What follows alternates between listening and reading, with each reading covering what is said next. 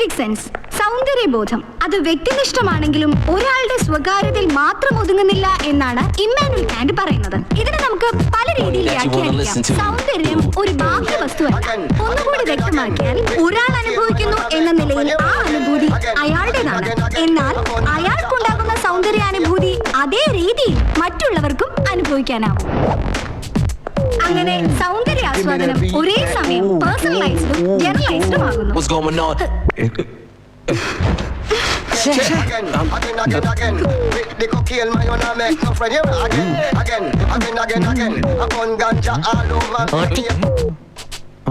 ഈ പ്രായം തെറ്റിയ പ്രായത്തിൽ ഇങ്ങോട്ട് വലിഞ്ഞു കയറി വന്നത് പഠിക്കാൻ വേണ്ടിട്ടല്ലേ? അത് മാത്രം പറയരുത് മോളെ.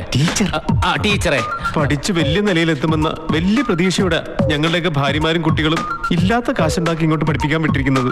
വിശ്വാസമായില്ലെങ്കിൽ ടീച്ചർ ഒന്ന് കേട്ടു നോക്ക്. ഇവന്റെ മോൻ ഇവനെ എഴുതിയ കത്ത പെടാ. ഒരു സെക്കൻഡ്. എത്രയും പ്രിയപ്പെട്ട അപ്പ, അപ്പൻ നന്നായി പഠിക്കണം. അപ്പനിലാണ് ഞങ്ങളുടെ ഒരേ ഒരു പ്രതീക്ഷ.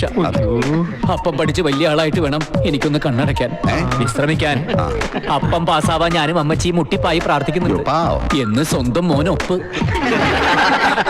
വെറുതെ ന്യൂസൻസ് ഉണ്ടാക്കാനാണെങ്കിൽ വേറെ സ്ഥലം നോക്കണം. നിങ്ങളെ പോലല്ല, മറ്റു കുട്ടികൾ ഇവിടെ പഠിക്കാനാ വരുന്നത്. നാലക്ഷരം പഠിക്കേണ്ട നേരത്തെ അവൻ ടീച്ചർ ക്ലാസ് എടുത്തോളൂ.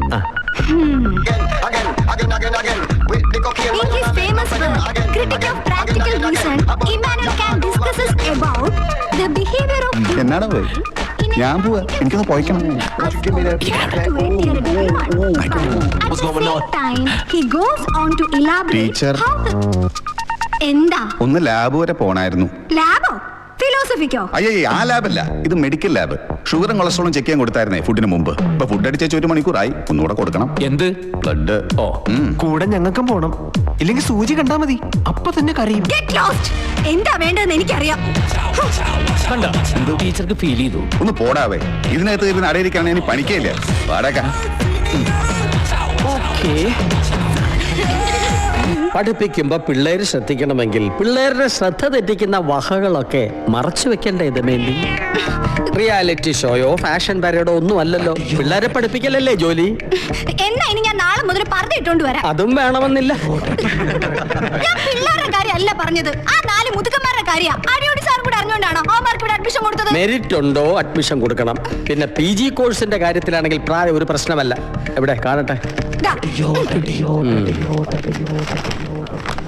റഷീദ് മുന്ന, റെക്സ് ഇമ്മാനുവൽ, ഫിലിപ്പ് പിടിക്കുള, പത്മനാഭൻ, പപ്പു പപ്പു.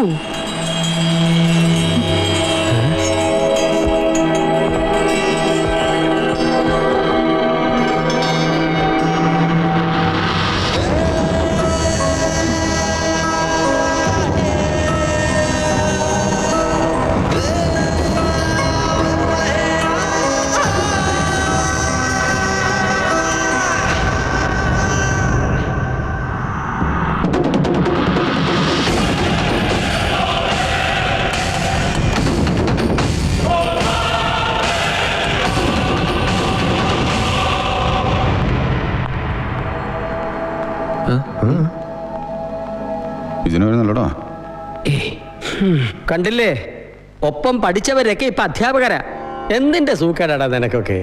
ഇതൊക്കെ ഏതാനോന്നറിയാ ദമയന്തിക്ക്. ഇവിടുത്തെ പുഴയെ വലിയ പുള്ളികളാ. സാറും പേരിപ്പോഴും അടിയോട് അടിയുന്ന തന്നെയല്ലേ? ആയിക്കോട്ടെ ആയിക്കോട്ടെ. നിന്റെ ജീവപര്യന്തമൊക്കെ കഴിഞ്ഞോ? ഓ ഉവ്വ് സർ. പേടിക്കണ്ട, ബലാത്സംഗമൊന്നുമല്ല, ഒരു ചെറിയ കൊലപാതകം. സാർ, ഞങ്ങൾ ഇനി ക്ലാസ്സിൽ ഒരലമ്പനുമില്ല. ആദ്യ ദിവസമല്ലേ സാർ, ക്ലാസ് എങ്ങനെയാന്നൊക്കെ ഒന്നറിഞ്ഞിരിക്കണ്ടേ, അതിനുവേണ്ടി കരുതാ. അതിപ്പോ അറിഞ്ഞല്ലോ, ഇനി മേലാൽ ആ ഭാഗത്തേക്ക് പോകരുത്. ഒരിക്കലും ഇല്ല സാർ. എന്നാ പിന്നെ ഞങ്ങളങ്ങോട്ട് ഞങ്ങൾ രണ്ടുപേരും അങ്ങോട്ട്.